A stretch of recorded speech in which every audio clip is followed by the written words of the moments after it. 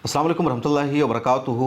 Iran और Israel के दरमियान जारी लड़ाई के हवाले से इसराइल ने अब कन्फर्म कर दिया है कि वो ईरान पर हमला करेगा और ईरान में किन किन ठिकानों को टारगेट करेगा, कहाँ हमला करेगा, किन किन चीज़ों को निशाना बनाएगा, इसकी भी तफसील सामने आ गई है। और तफसीलात में ये बताया जा रहा है कि इसराइल ईरान पर जब हमला करेगा तो उस हमले में ईरान के जो अहम तरीन ज़िम्मेदार हैं, जो ओहदेदार हैं, उनके घरों को निशाना बनाया जाएगा, उनके ठिकानों को टारगेट किया जाएगा। खबर में ये भी तफसील सामने आई है कि पिछले दिनों हिजबुल्लाह ने इसराइल के वज़ीर-ए-आज़म बिन्यामिन नेतन्याहू के घर को ड्रोन से टारगेट किया था, निशाना बनाया था और बाल बाल बच गया था इसराइल के वज़ीर-ए-आज़म और उसकी बीवी। कैसारिया में जो घर है, कैसारिया में सीजिया एक जगह है और वो लेबनान से तकरीबन 70 किलोमीटर के फासला पर है। वहाँ बिन्यामिन नेतन्याहू का घर है, उस घर में बिन्यामिन नेतन्याहू और उसकी बीवी रहती है। तो उस घर को हिजबुल्लाह ने निशाना बनाया था। तो अब इसराइल की तरफ से कहा जा रहा है कि इसराइल ने ईरान पर हमला को कन्फर्म कर दिया है और इस हमले में अब वो ईरान के जो अहम तरीन ज़िम्मेदार है उनके ठिकानों को, उनके घरों को निशाना बनाएगा। अब तक इसराइल कन्फ्यूज़न का शिकार था कि इसराइल ये सोच रहा था कि वो ईरान पर हमला करेगा, लेकिन कहाँ हमला करेगा। पहले ईरान ने दावा किया था कि वो ईरान के न्यूक्लियर पावर प्लांट पर हमला करेगा, लेकिन अमेरिका ने उससे रोकने की कोशिश की। इसके अलावा रूस ने इसराइल को ओपन धमकी दी। रूस ने सीधे सीधे इसराइल को कहा कि अगर तुमने ईरान के न्यूक्लियर प्लांट पर हमला किया तो ये बहुत गलत होगा, एक ख़तरनाक मैसेज आएगा और इसको बर्दाश्त नहीं किया जाएगा। रूस का ये वाज़े मैसेज आया था। उसके अलावा चीन ने भी इसराइल के इस मनसूबा की हिमायत नहीं की और ईरान की तरफ से लगातार समझाया जा रहा था। उसके बाद इसराइल की तरफ से ये भी कहा जा रहा था कि इसराइल ईरान में इंटेलिजेंस के हेडक्वार्टर को टारगेट करेगा या मिलिट्री इदारों को टारगेट करेगा। उसके अलावा जो ईरान में ऑयल रिफाइनरी सिस्टम है उसको निशाना बनाएगा। लेकिन अमेरिका ने इससे भी मना किया और अमेरिका ने कहा कि इसराइल ईरान पर कोई भी ऐसा हमला ना करे जिससे आगे फिर ईरान दोबारा इसराइल पर हमला करने का प्लान बनाए और ये जंग आगे जारी रहे। अमेरिका ने इसराइल को यही समझाया कि ऐसा हमला करो जिस हमला को ईरान बर्दाश्त कर ले, अगले दिनों में बदला लेने की प्लानिंग ना करे और ईरान का कोई बड़ा और ज़्यादा नुकसान न हो और जिसमें जंगी कानून की मुखालफत न हो। ईरान ने भी पिछले दिनों कहा कि अगर इसराइल ने हम पर कोई हमला किया तो हम फिर बदला लेंगे, बाज़ाब्ता नक्शा भी जारी कर दिया था। अब इंटरनेशनल मीडिया में ये खबर भी सामने आई है कि इसराइल की जो आर्मी है, उसके अलावा इसराइल के इंटेलिजेंस के जो इदारे हैं जो फॉरेन अफेयर्स को देखते हैं, उन सब ने इसराइल के prime minister Binyamin Netanyahu, defence minister और जो वार कैबिनेट है उसके सामने पूरा प्रपोजल और मंसूबा पेश किया है कि इसराइल का ईरान पर हमला कैसा होगा, कहाँ होगा, किन किन चीज़ों को निशाना बनाया जाएगा।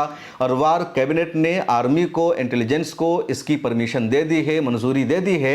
हमला करने वाले जो पायलट्स होंगे उसको अभी नहीं बताया गया है किस तरह के मिसाइल से हमला किया जाएगा, इसकी भी तफसील सामने नहीं आई है। खबर में यह दावा किया जा रहा है कि इसराइल ईरान पर यह हमला फाइटर प्लेन के ज़रिए करेगा, एयर स्ट्राइक के ज़रिए करेगा, लेकिन फाइटर प्लेन में जो पायलट होंगे उसको हमला से कुछ ही देर कबल बताया जाएगा कि ईरान में उसको कहाँ हमला करना है, कहाँ करना है, टारगेट क्या है। उसके अलावा मिसाइल का भी इस हमले में इस्तेमाल किया जाएगा और इस तरह टारगेट किया जाएगा। लेकिन सबसे बड़ा सवाल ये कि अगर इसराइल ईरान पर हमला करने के लिए एयर स्ट्राइक करेगा, वो फाइटर प्लेन को भेजेगा, तो इसराइल और ईरान के दरमियान लंबा फासला है, 2300 किलोमीटर का फासला है और इस फासले को अबूर करना, फिर वापस लौटना आसान नहीं होगा।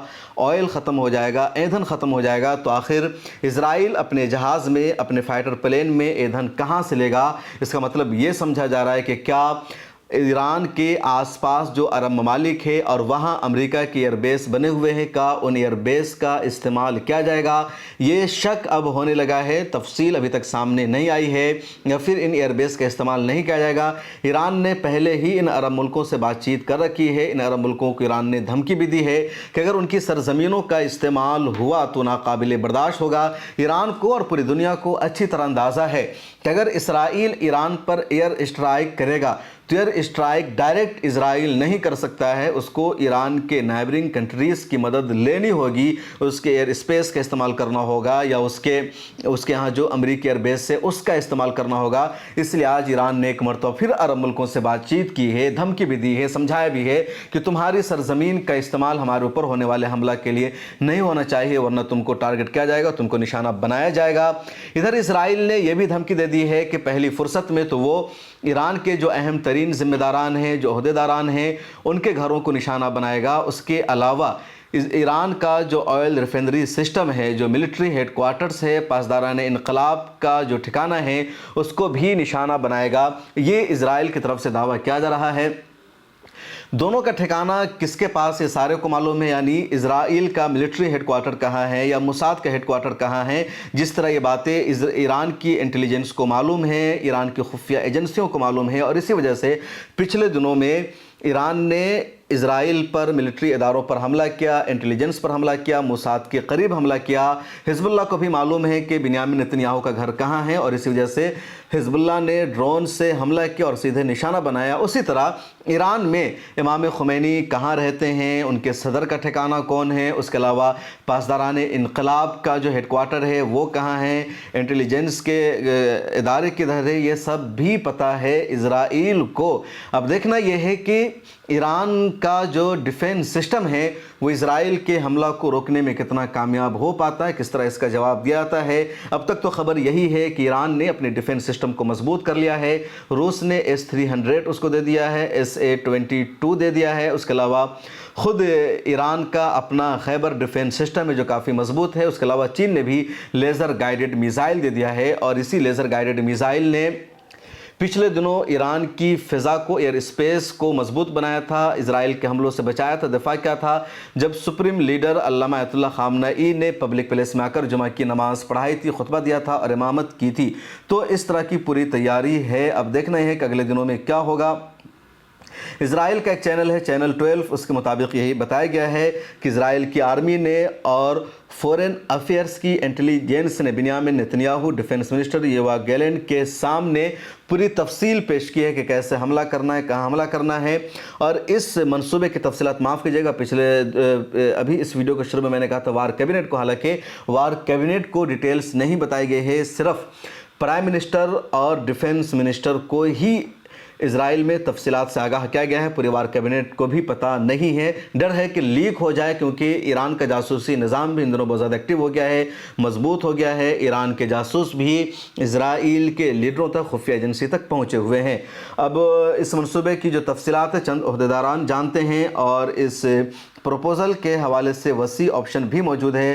اس میں آئل ریفائنری سسٹم یا ملٹری ہیڈ کوارٹرز، حکومت کے ٹھکانے، اور جو اہم ترین عہدیدار ہیں ان کے گھر اس حملے کا ٹارگٹ ہو سکتے ہیں۔ چینل کی رپورٹ میں بھی بتایا گیا کہ ان پر حملے میں اسرائیلی ایئر اسپیس کے جو ہواباز شریک ہوں گے، انہیں حملہ سے کچھ ہی دیر پہلے ڈیٹیلز اور ہدف کے بارے میں بتایا جائے گا، ٹارگٹ کو ان سے شیئر کیا جائے گا کہ ان کا ٹارگٹ کیا ہے۔ اس کے علاوہ یہ بھی ڈیٹیل سامنے آئی ہے، اور چینل نے یہ بتایا کہ حملے میں لڑاکا طیاروں اور ایندھن فراہم کرنے والے طیاروں کے علاوہ طویل فاصلے تک مار کرنے والے میزائلوں کے استعمال کیے جانے کا امکان ہے۔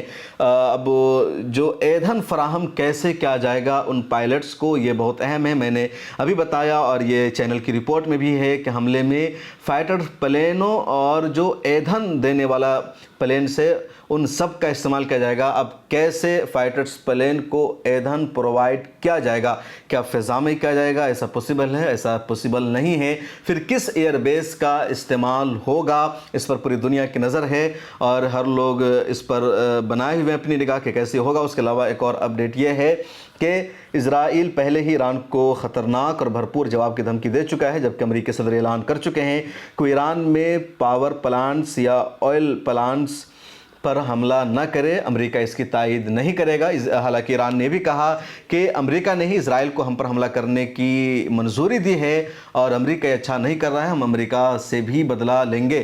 اسرائیل کی طرف سے یہ بھی کنفرم ہو گیا ہے کہ 5 نومبر سے پہلے ہی اسرائیل کا ایران پر حملہ ہوگا، لیکن اسرائیل نے طے کر دیا ہے کہ ہم حملہ کر کے رہیں گے۔